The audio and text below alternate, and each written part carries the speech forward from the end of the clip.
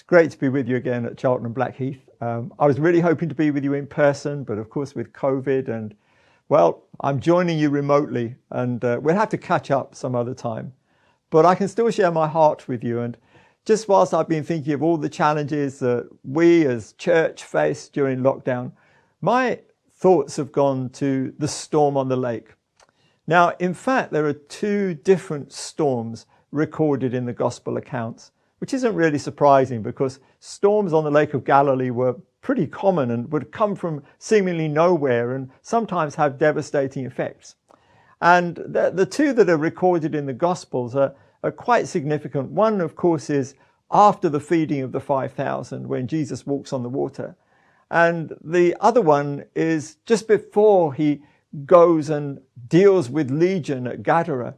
And they're on their way across the lake when the storm blows up and Jesus is asleep and he rebukes the winds and the waves. So that's what we're going to be looking at. And I'm going to start with what it says in Mark chapter 4, which is when they're on their way to deal with this demonized man. They didn't know that's where they were heading. I'm sure Jesus knew that that was what was waiting for them. But they set out to go to the other side. And this is how the story begins in verse 35 of Mark 4. On the same day when evening had come, he said to them, "Let us cross over to the other side." Now, when they left the multitude, they took him along in the boat as he was, and other little boats were also with him. And a great windstorm arose, and the waves beat into the boat, so that it was already filling. But he was asleep in the stern, asleep on a pillow.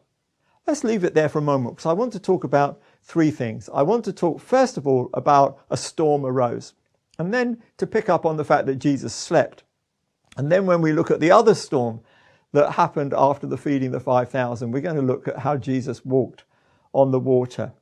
But let's just begin by thinking about a storm arose, because I've been in ministry long enough to have heard so many different reasons why this storm arose. And the incredible thing is that the Bible doesn't give us any clue as to why the storm arose. It just happened. It doesn't say the devil sent a mighty wind and whipped up the waves. It doesn't say that God was doing something to test the disciples. It just says a storm arose. And I think, I've heard so many people during this COVID crisis trying to pin it here and pin it there, but actually, sometimes, because we're living in a fallen world where fallen people do crazy things, we end up with these challenges that come our way. Now, of course, God uses them so that he builds strength within us in the face of the tests that come along. But sometimes we can get distracted.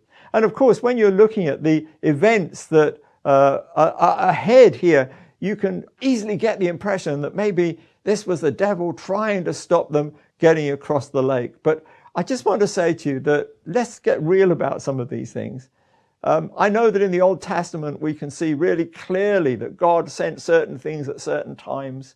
And just be aware that probably the Gentile nations had no clue as to what was going on, because God was dealing with his people, and yet the consequences would affect the whole region. And I think it's like that now, that we're facing something global that's affecting everyone worldwide.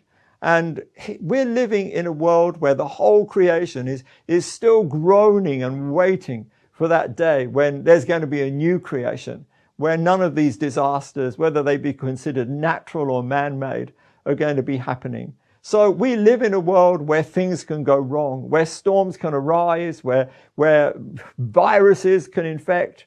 And it's how we cope with these things that's more important than spending a lot of time trying to work out where they came from and why.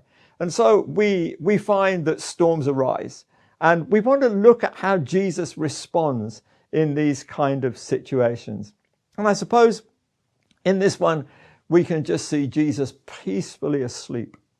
Now, I don't know how that speaks to you, but it really is quite remarkable. You could say it's really cool that Jesus was so cool, because this is just not what people expect.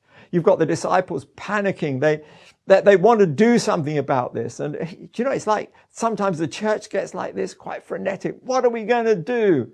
And sometimes the answer is, well, just trust the Lord. But it's so easy to get caught up in the panic, isn't it?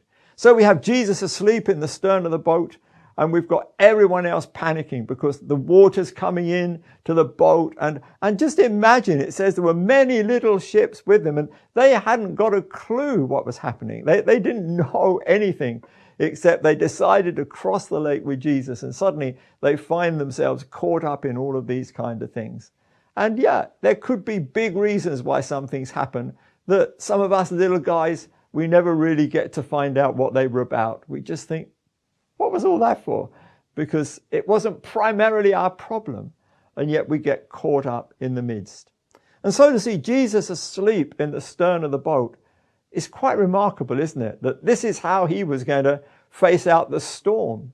In fact, you could say that because the storm arose while he was asleep, it was as if he didn't know there was a storm.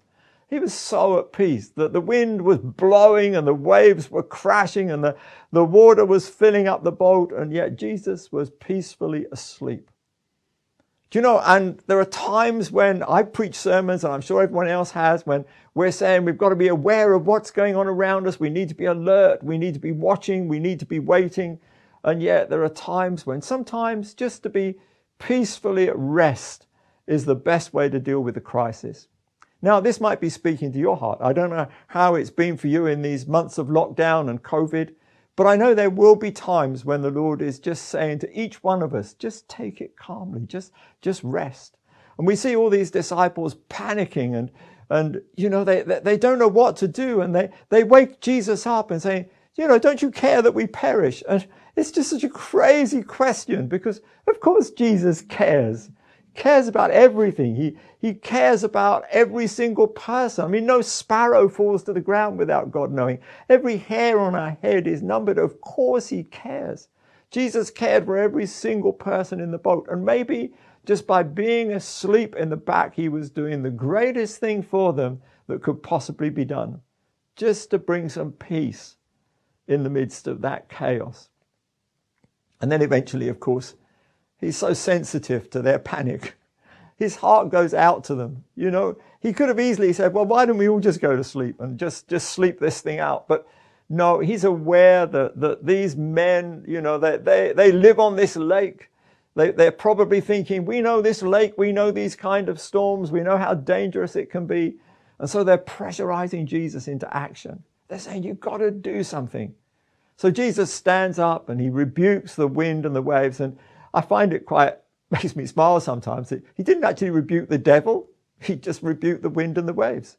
Somehow he was at peace with dealing with the circumstances. And sometimes when we're trying to work out what principalities and powers are operating to do all of these kind of things, sometimes Jesus just says, just deal with the circumstances. And of course, as he dealt with the circumstances, the wind ceased and the waves stopped. And it says there was a great calm. And I think that's amazing, because there was a great calm already asleep in the back of the boat. And now there's a great calm. And just think what that meant for all those little ships that have been bounced around in the waves. It's amazing, isn't it, that it talks about little ships. I don't think the one that Jesus was in with his disciples was particularly huge. But just imagine if you were in something small and it was being tossed around by giant waves. You'd feel it even more, wouldn't you? And I think it's sometimes like that. And maybe we need to just realize that in our smallness, sometimes there are bigger things going on around us. And we can just come to peace. Sometimes just saying, well, actually, this probably is not my problem.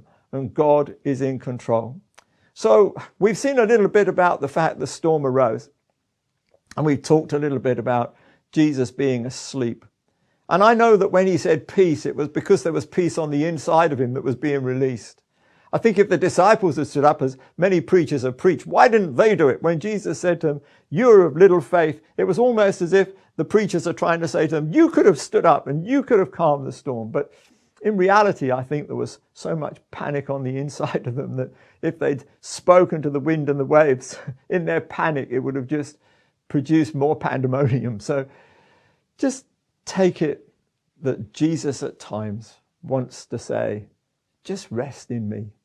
Just know my peace. And he can bring the greatest calm Sometimes he brings that calm even while the waves are still crashing and the wind's still blowing, because it's not always about circumstances. It's about the peace that comes from being with him. But let's go to the other storm.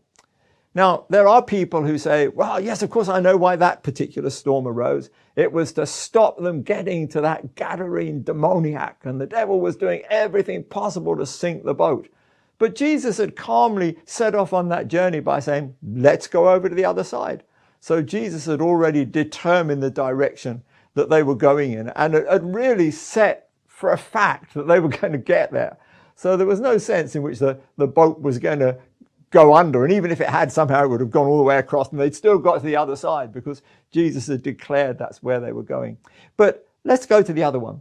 Now, the other one is after the feeding of the 5,000.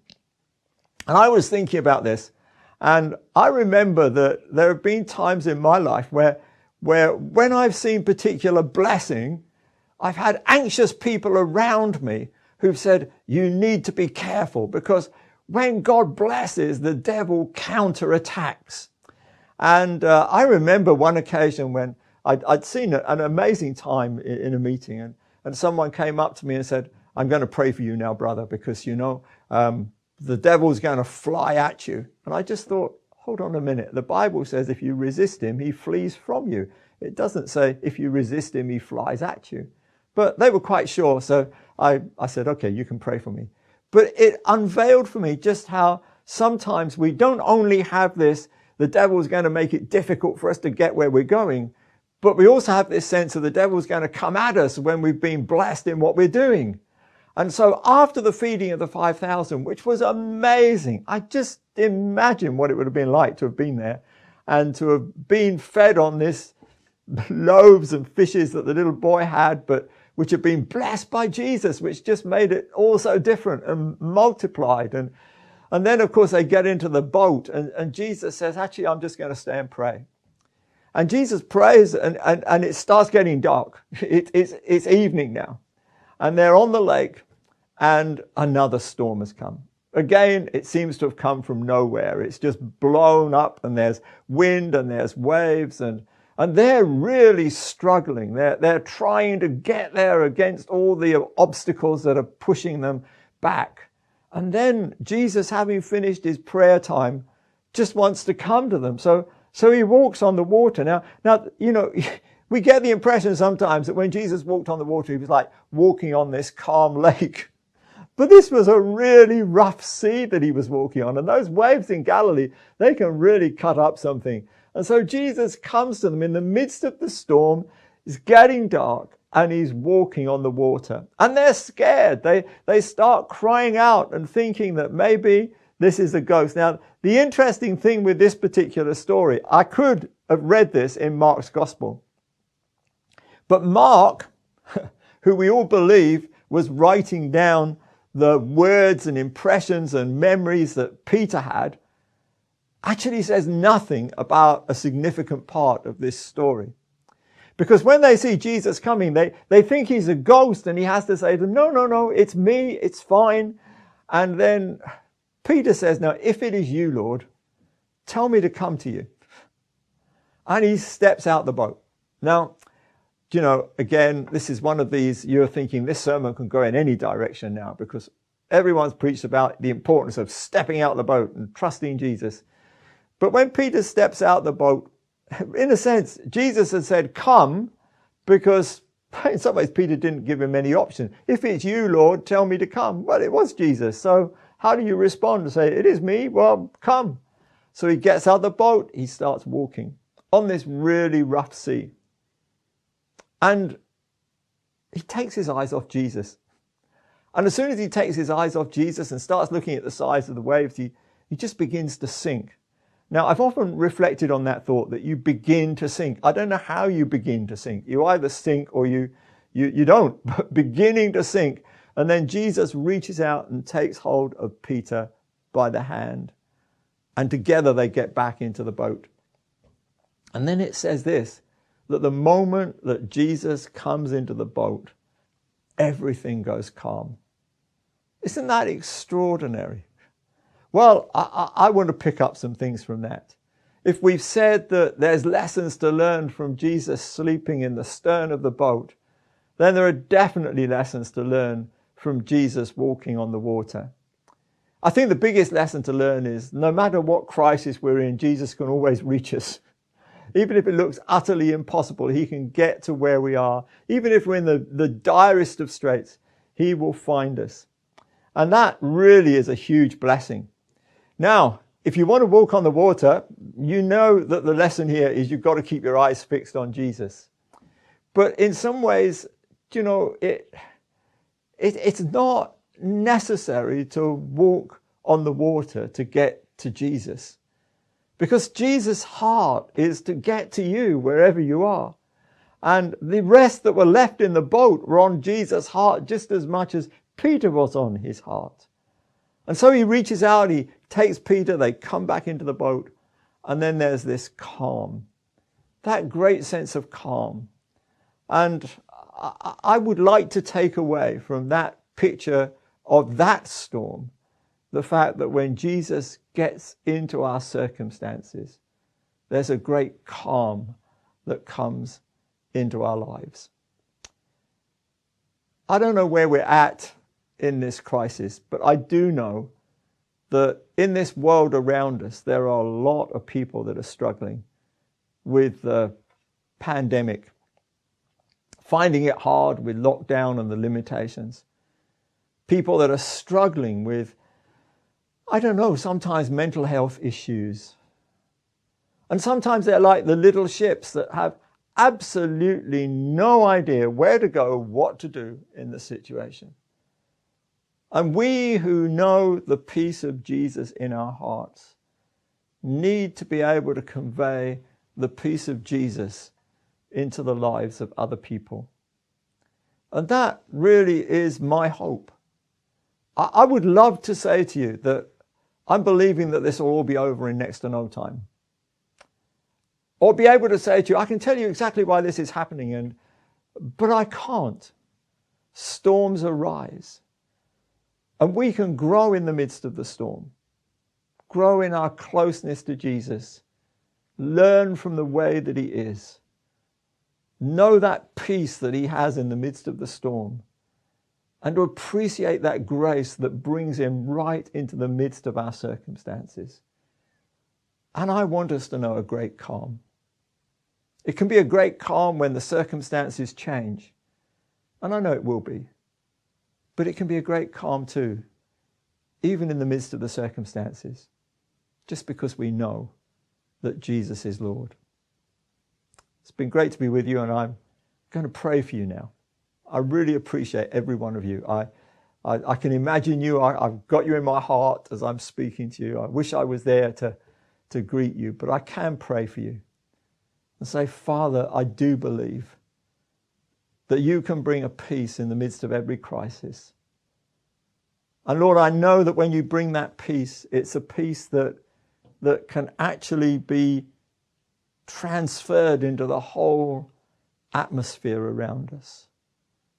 And I pray for every single person in and around the church there at Charlton, and just pray, Lord, that every one of them will know that peace in their hearts that enables them to be a peace purveyor in the midst of every crisis. And I ask this in your name, that man know that peace and that they might share that peace. Amen.